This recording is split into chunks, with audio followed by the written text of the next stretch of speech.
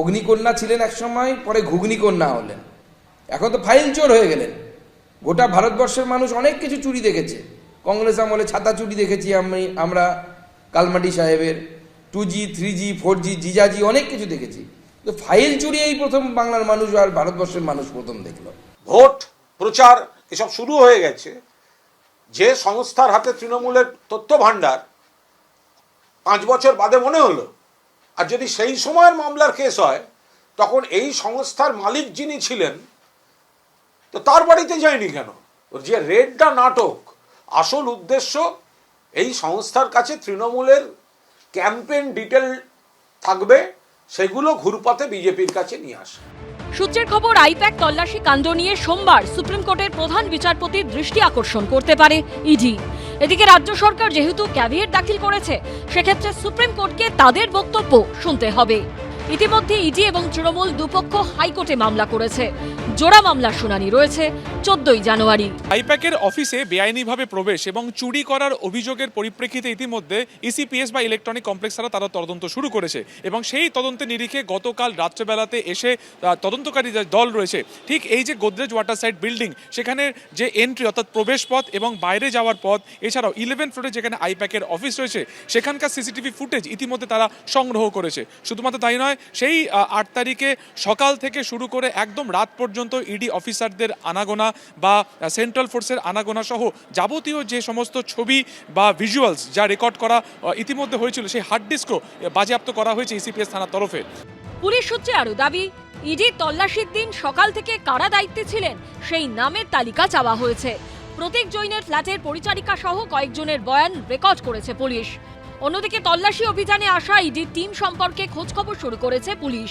Police সূত্রে দাবি, ইডির কাছে জানতে চাওয়া হবে তাদের টিমে কতজন আধিকারিক ছিলেন, কোনো ফরেনসিক বিশেষজ্ঞ কি ছিলেন, কতজন সিআরপিএফ জওয়ান ছিলেন, পাশাপাশি ফ্ল্যাটের ভেতরে ঠিক কী পরিস্থিতি হয়েছিল তা জানতে প্রতীক জৈন ও পরিবারের সদস্যদের বয়ান রেকর্ড করা হবে বলে পুলিশ সূত্রে দাবি। 7 নম্বর লাউডন স্ট্রিট, এখানকার যারা নিরাপত্তা রক্ষী রয়েছেন এবং প্রতীক জৈনের বাড়িতে যারা পরিচারিকার কাজ করেন তাদের একটা নামের তালিকা, সেটা ইতিমধ্যেই পুলিশ আধিকারিকরা রেডি করেছে এবং তাদেরকে জিজ্ঞাসাবাদ করার প্রক্রিয়া শুরু হয়েছে। সকালবেলা কারা গেটে ডিউটিতে ছিলেন, কর্তব্যরত অবস্থায় ছিলেন, সেই সময় যখন ইডির অফিসিয়ালসরা এই বাড়িতে তল্লাশিতে এসেছিল তাদেরকে তারা জিজ্ঞাসাবাদ করতে চান। সঙ্গে প্রতীক জৈনের ফ্ল্যাটেও সেই সময় কারা কারা উপস্থিত ছিলেন, ফ্ল্যাটের কারা গেট খুলেছিলেন, পরিচারিকার, এই সমস্ত স্টেটমেন্ট রেকর্ড করার প্রক্রিয়া ইতিমধ্যেই পুলিশের তরফ থেকে শুরু হয়েছে। পুলিশ সূত্রে দাবি, ঘটনার দিন ভোর 6টা থেকে তল্লাশি শুরু হলেও সকাল 11:30টায় ইডির তরফে থানায় মেল করা হয়। যে ইডি আধিকারিক শেক্সপিয়ার সরণি থানায় ইমেল করেছিলেন তাকে নোটিশ পাঠানো হবে এবং তার বয়ান রেকর্ড করা হবে বলে পুলিশ সূত্রে দাবি। ইডির তরফে বৃহস্পতিবার বিবৃতিতে দাবি করা হয়, তল্লাশির সময় দক্ষিণ কলকাতার ডেপুটি পুলিশ কমিশনার, শেক্সপিয়ার সরণি থানার অফিসার ইনচার্জ এবং আরেকজন সেখানে আসেন আধিকারিকদের পরিচয় জানতে। কিছুক্ষণ পরই অফিসারদের নিয়ে সেখানে আসেন কলকাতা পুলিশ কমিশনার। তাদের গোটা ব্যাপারটা জানানো হয়। দায়িত্বপ্রাপ্ত অফিসার নিজের আই কার্ডও দেখান।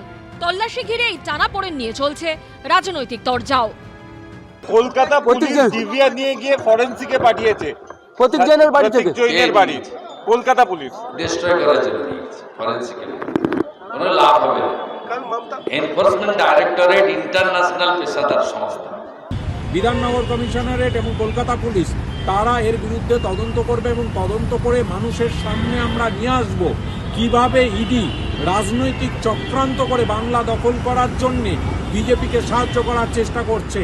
এই জিনিসটা এবার বাংলার মানুষের সামনে আমরা আনব। এবিপি আনন্দ, এগিয়ে থাকে, এগিয়ে রাখে।